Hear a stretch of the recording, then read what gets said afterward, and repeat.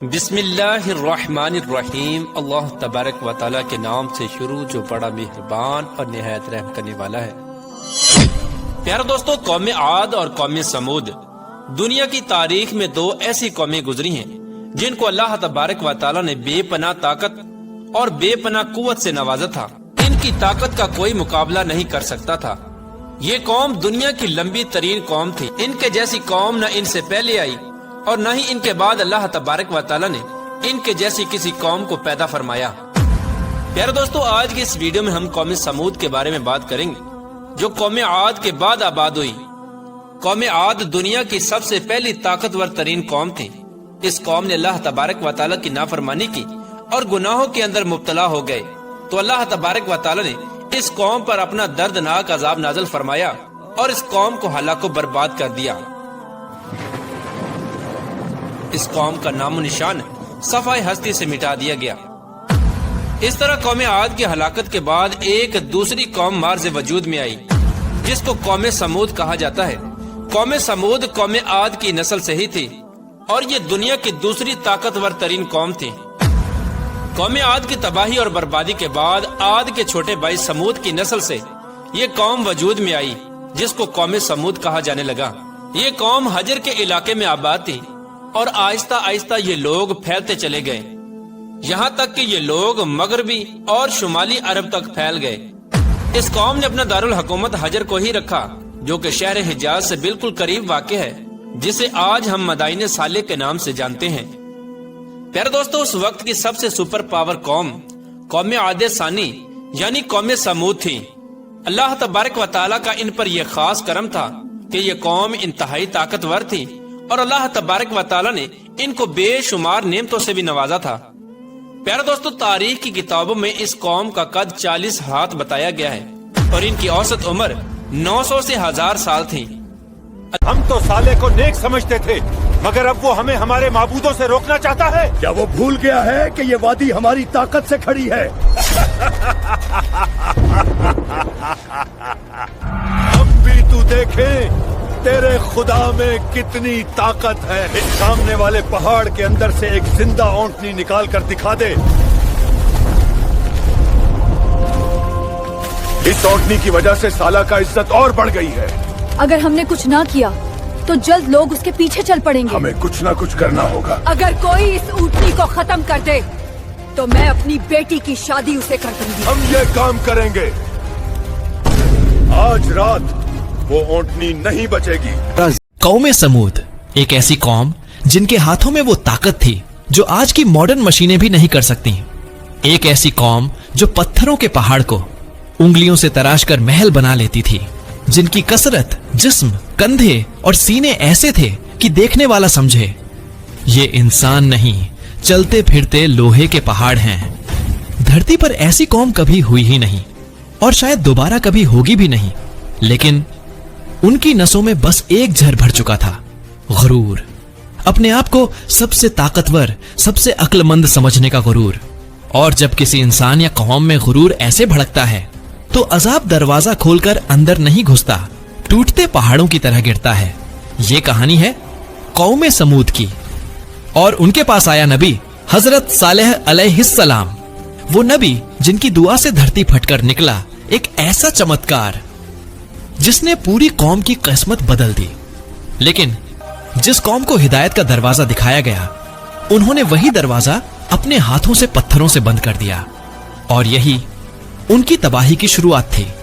آج ہم آپ کو وہ سب بتائیں گے جو اس قوم کے ساتھ ہوا، کیسے ان کی طاقت انہیں برباد کر گئی، کیسے انہوں نے نبی کی باتوں کو جھٹلایا، کیسے اونٹنی کا معجزہ آیا، اور کیسے صرف ایک چیخ نے پوری دھرتی کی سب سے پاورفل قوم کو خاموش کر دیا۔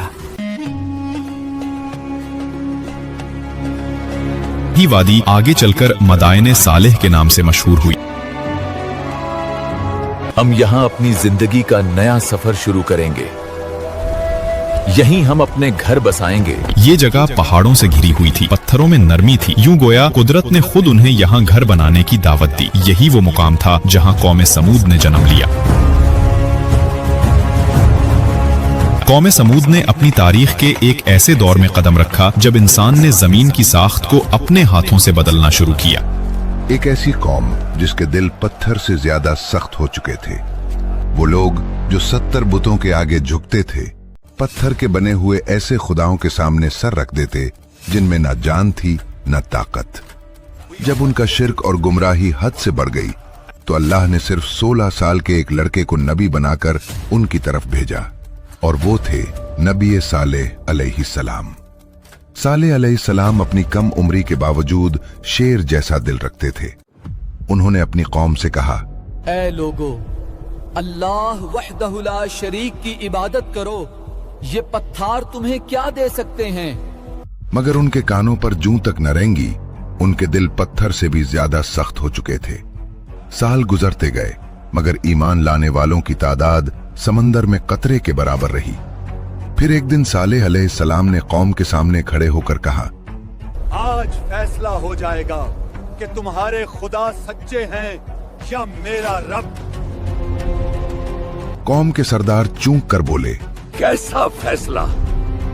सालेह अलैहिस्सलाम ने कहा, 2 बातों में से एक चुन लो, या तुम कोई ख्वाहिश करो, मैं अपने रब से दुआ करूंगा और वो पूरी हो जाएगी, या फिर तुम्हारे ये बुत के सारे 70 बुतों को आवाज दी मगर किसी ने जवाब न दिया। देख लिया, तुम्हारे खुदाओं में जवाब देने की भी ताकत नहीं।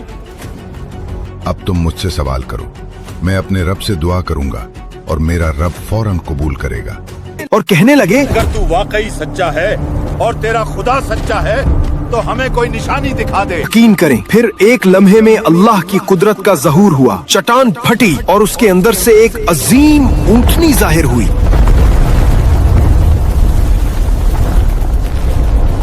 उस ऊंटनी ने एक हसीनो जमील बच्चे को जन्म दिया। उस वक्त उस ऊंटनी के थन दूध से भरे हुए थे और उस ऊंटनी ने इतना दूध दिया कि सब लोगों ने पेट भर कर दूध पी लिया। इसके बावजूद भी दूध वाफर मिकदार में मौजूद था। चुनाचे हजरत सालेह अलैहिस्सलाम का ये अजीमुशान मौजज़ा देखकर वो तमाम कौम और उसके सरदार लाजवाब हो गए और उस बदबख्त कौम के सरदार हजरत सालेह अलैहिस्सलाम से कहने लगे कि ऐ सालेह अलैहिस्सलाम, ये तो सरासर जादू है। इस तरह उस कौम के बदबख्त सरदारों ने और उस कौम ने ये मौजज़ा देखने के बावजूद भी हजरत सालेह अलैहिस्सलाम पर ईमान लाने से इनकार कर दिया और उसी तरह अपने कुफ्र और शिरक पर अड़े रहे। चुनाचे उस कौम के कुछ लोगों ने हजरत सालेह अलैहिस्सलाम की ऊँटनी को नुकसान पहुँचाने की कोशिश की, लेकिन आहिस्ता आहिस्ता कौम के दिलों में हसद की आग फिर भड़क उठी। वो कहने लगे, हम ये बर्दाश्त नहीं कर सकते कि एक ऊँटनी पूरे दिन का पानी पिए और हम इंतजार करें। फिर उन्होंने चुपके से मशवरा किया और 7 बदबख्त आदमियों को इस काम के लिए चुना।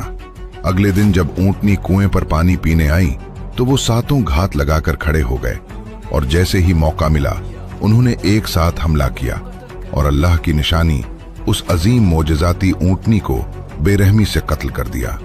ऊँटनी का बच्चा माँ को तड़पता देखकर पहाड़ की तरफ दौड़ा और आसमान की तरफ मुंह उठाकर ऐसी दर्दनाक चीख मारी कि पूरी वादी लरज उठी। इसी दौरान कौम के जालिम लोग आ गए, ऊँटनी के गोश्त के टुकड़े काटे, बांटे, पकाया और मजे से खा भी लिया। जब नबी सालेह अलैहिस्सलाम को यह खबर मिली तो वो गुस्से और गम के साथ कौम के पास आए और कहा, तुमने अपने रब की खुली नाफरमानी की है। इसी वक्त अल्लाह की तरफ से वही नाजिल हुई थी जो तुम्हारे रब की रहमत थी, मगर तुमने उसे मिटा दिया। तुम्हें सिर्फ 3 दिन की मोहलत है, इसके बाद तुम पर अजाब उतरेगा और ये बात झूठी नहीं हो सकती। तुमने अल्लाह की निशानी को कत्ल किया है, बस 3 दिन अपने घरों में फायदा उठा लो। हो तो अजाब ले आओ, हम बिल्कुल तैयार हैं।